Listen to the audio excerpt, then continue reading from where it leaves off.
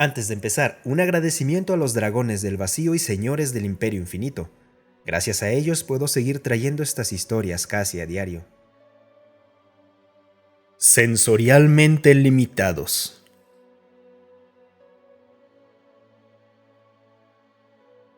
Me encaramé hacia la luz, mareado por el aterrizaje. El sol alienígena me desgarró los ojos. Acostumbrado ya a la oscuridad, los cerré. Una desventaja táctica, pero no tenía opción. Tendría que mantenerlos cerrados hasta que el mareo gravitacional pasara. La dulzura del nitrógeno en el aire se mezclaba con la pestilencia del lacre del carbono quemado. Tenía que alejarme. Mis sentidos zumbaban y mi cabeza daba vueltas mientras intentaba seguir caminando. Observé hacia atrás, al lugar del accidente. No podía creerlo. Aunque el calor de los propulsores lo hacía difícil de distinguir, podía notar apenas lo suficiente del calor residual de los disparos láser en el casco. Debió haber sido un impacto directo. Escaneé a mi alrededor. El suelo era de un verde cálido bajo el sol de la tarde. Madera, piedra y concreto brillaban en varios tonos de blanco, rojo y amarillo. Las sombras se acumulaban detrás de las altas estructuras en un frío color azul, pero no podía encontrar a ninguno de mis camaradas. ¡Demonios! ¡Qué tan desviado aterricé! Encendí mi unidad de comunicaciones. Aquí el capitán Vatix, 21ª tropa de desembarco. ¿Alguien me escucha? Ninguna respuesta. Modulé mis fosetas para escanear más lejos. El calor característico de las criaturas vivas titilaba a lo lejos, pero era demasiado lejos para distinguir quiénes eran.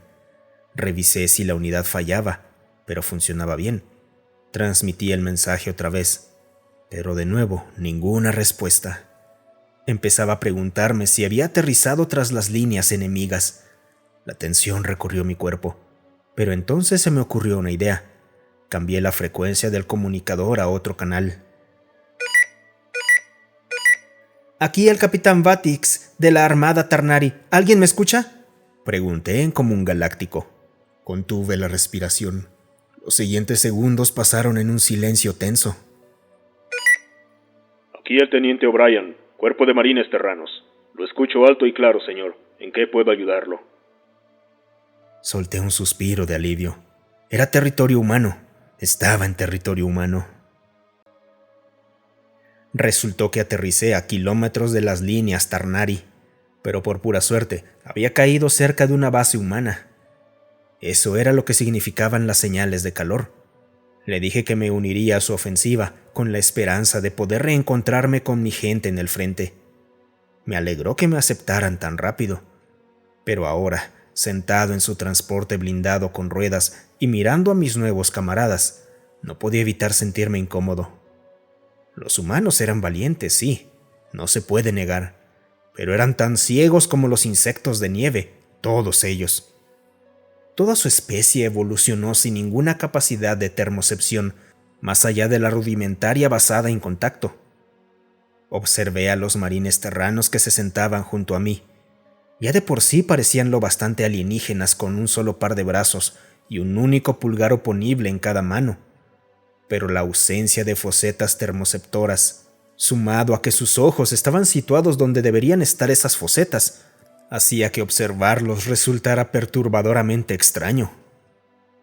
Recordé que en los informes, los científicos decían que los ojos de los humanos eran considerablemente más avanzados que los nuestros, que veían en un espectro entero de colores completamente invisibles para nosotros, y que podían percibir la profundidad solo con sus ojos, mucho mejor de lo que nosotros lo hacíamos con nuestros ojos y fosetas combinadas.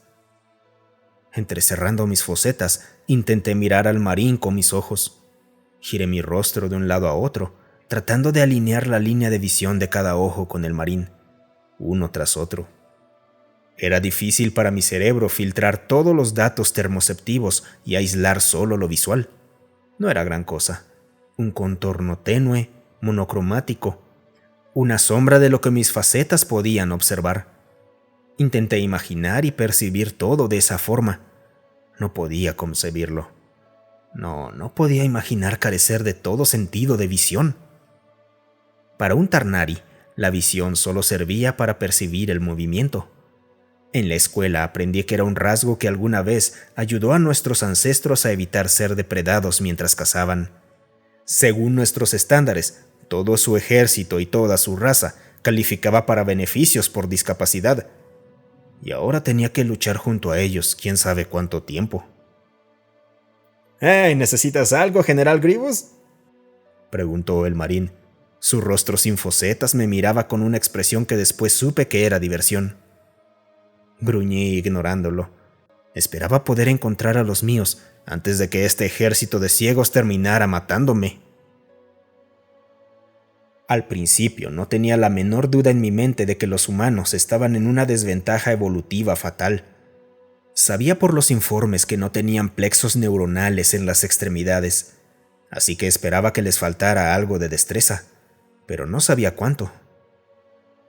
Para ellos la ambidestreza es la excepción y no la norma, y cuando se trataba de una rareza capaz de usar una mano tan bien como la otra, simplemente no tenían la coordinación suficiente para utilizarlas de manera independiente. No podían cargar sus armas en ambas manos como nosotros. Tenían que concentrarse en una mano o la otra en cualquier momento, lo que aumentaba drásticamente el tiempo de respuesta.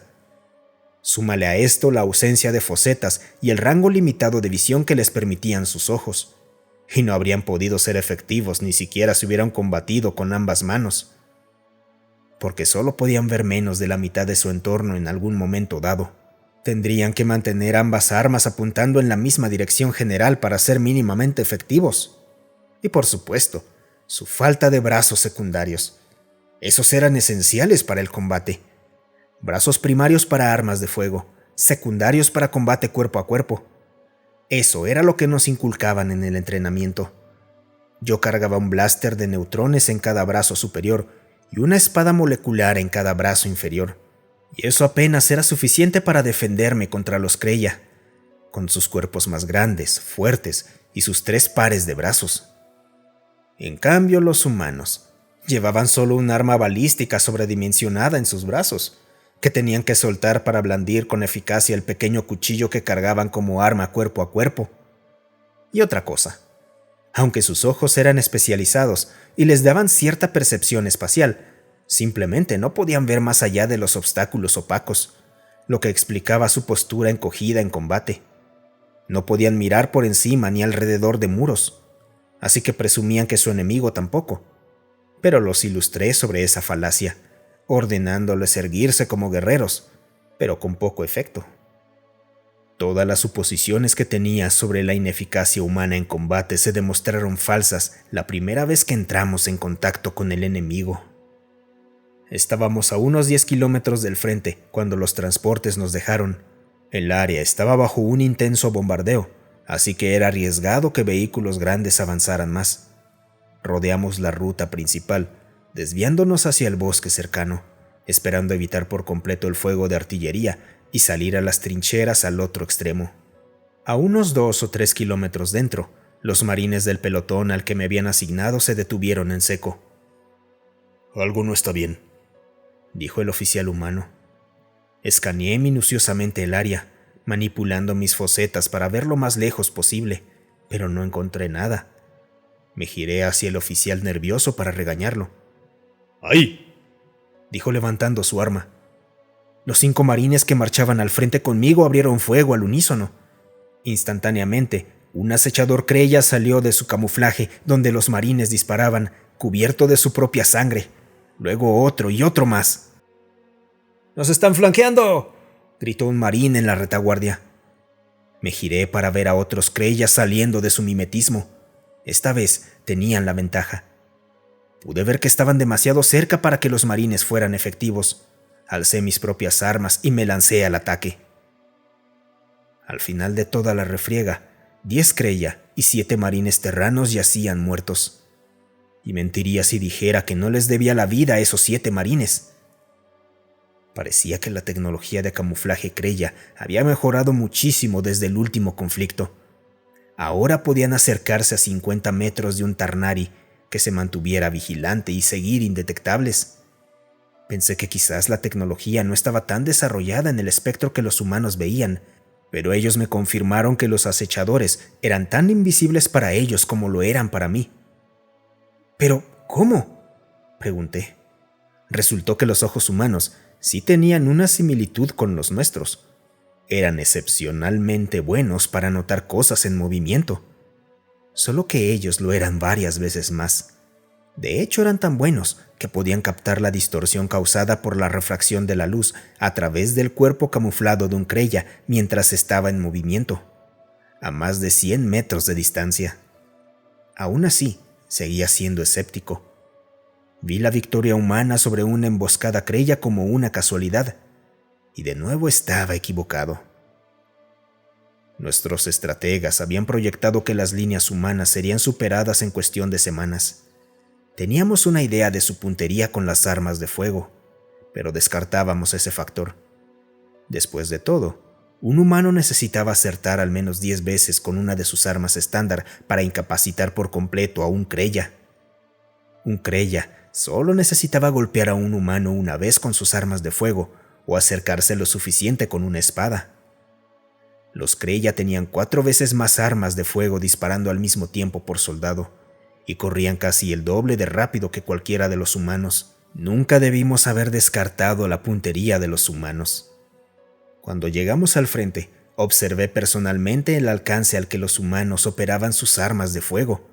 Estaban lanzando proyectiles balísticos a casi 1 kilómetro de distancia. Las armas de los Kreia y las nuestras solo eran efectivas a un máximo de unos 100 metros. Nuestras armas de energía eran mucho más poderosas que las humanas, pero la dispersión térmica las hacía ineficaces a larga distancia. Cuando dejamos de lado las armas balísticas por las de energía, no parecía un problema, porque aunque nuestras fosetas termoceptoras nos mostraban mucho más de lo que estaba dentro del rango que los ojos humanos, su debilidad en percepción de profundidad y su incapacidad de enfocar un punto lejano hacían que la capacidad a larga distancia fuera irrelevante. En cambio, los humanos nunca abandonaron las armas balísticas. Su limitado rango de visión también les daba la capacidad de concentrarse con precisión quirúrgica en objetivos a cientos de metros. Suma esto a su excelente percepción de profundidad y su habilidad excepcional para detectar movimiento. Agrega miras telescópicas y rifles Gauss con un alcance máximo en kilómetros. Y ahora tienes a una criatura capaz de acertar a una lata de raciones a medio kilómetro. ¿De qué servía la fuerza y la destreza de combate de los Kreia cuando simplemente no podían acercarse lo suficiente para atacar?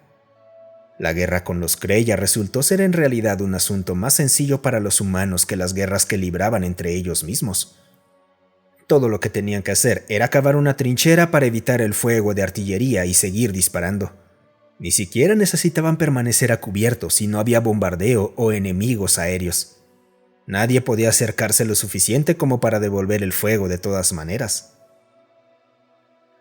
El error en cómo evaluamos la capacidad humana radicaba en que usamos nuestra propia condición como marco normativo contra el cual juzgamos a los humanos.